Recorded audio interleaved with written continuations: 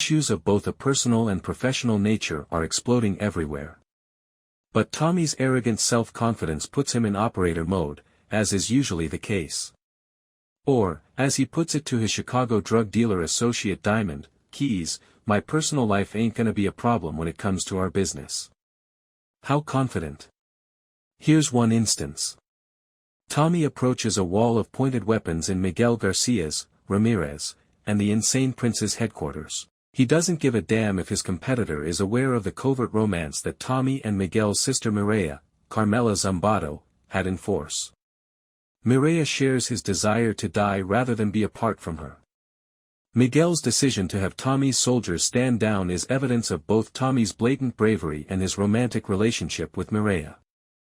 For the time being.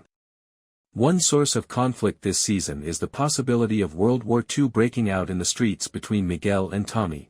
The Marquez cartel's deadly, strong hand is constantly at work behind the scenes, which benefits Tommy in certain ways, his enemy's enemy is his buddy, etc., but also puts him in danger in other ways. Vic Flynn, Harper, and his sister Claudia, Simmons, are further challenges. One of them is outside, one is imprisoned. In any case, they continue to be involved as the heirs to their father's illicit enterprise. R.I.P. Tommy Flanagan, who portrayed Walter Flynn. Sidelong maneuvers are also being made inside Diamond's circle at CBI, which includes his brother Jenned, Lofton. Jenned and Shanti, Showstopper, Page, Adrian Walker, a boxer and drug dealer, may have different objectives than Diamond. And you see. Lots of issues. We haven't even discussed the police's perspective.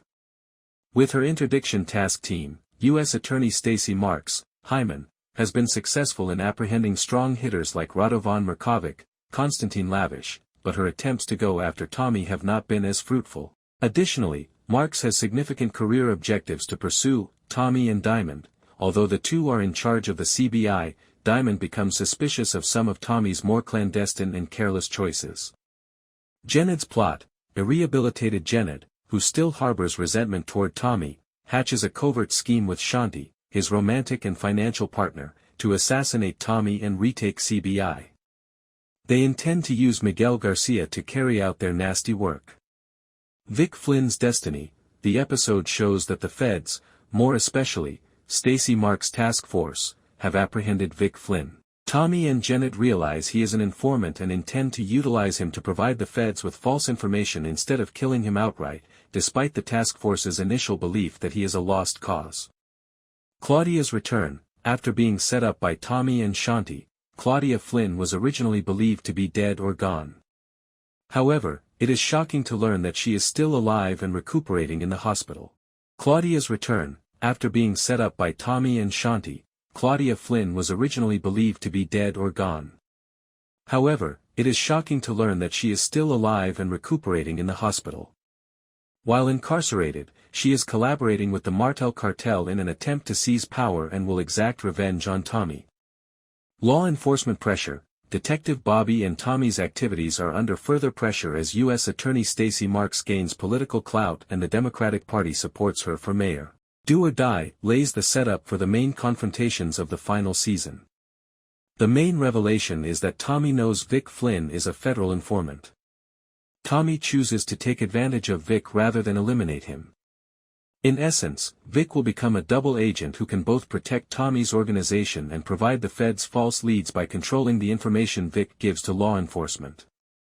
Tommy's decision to use persuasion rather than a straightforward murder in order to obtain a tactical edge is classic. At the same time, Jenned and Shanti's alliance is established as a significant internal danger. A dangerous love triangle featuring Tommy and Miguel's sister, Mireya, is being created by their deliberate manipulation of the powerful Miguel Garcia. Tommy will have to fight on multiple fronts since Claudia Flynn, who is on the verge of death, has returned and is again seeking power and vengeance, adding the cartel and another driven adversary. Law enforcement pressure. U.S. Attorney Stacey Marks is gaining political power, with the Democratic Party backing her for mayor, which causes friction with Detective Bobby and escalates the pressure on Tommy's operations.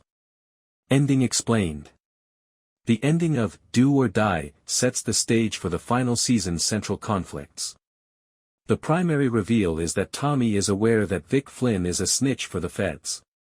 Instead of eliminating Vic, Tommy decides to use him to his advantage. The plan is to control the information Vic provides to law enforcement, essentially turning Vic into a double agent who can protect Tommy's operation while simultaneously giving the feds false leads. This move is classic Tommy, choosing manipulation over a simple murder to gain a strategic advantage. Simultaneously, the alliance between Janet and Shanti is solidified as a major internal threat. They are actively manipulating the powerful Miguel Garcia to target Tommy, creating a volatile love triangle situation involving Miguel's sister, Mireya, who is involved with Tommy. The return of Claudia Flynn from the brink of death guarantees a multi-front war for Tommy, as she now seeks vengeance and power, adding the cartel and another motivated player to the mix of enemies he faces.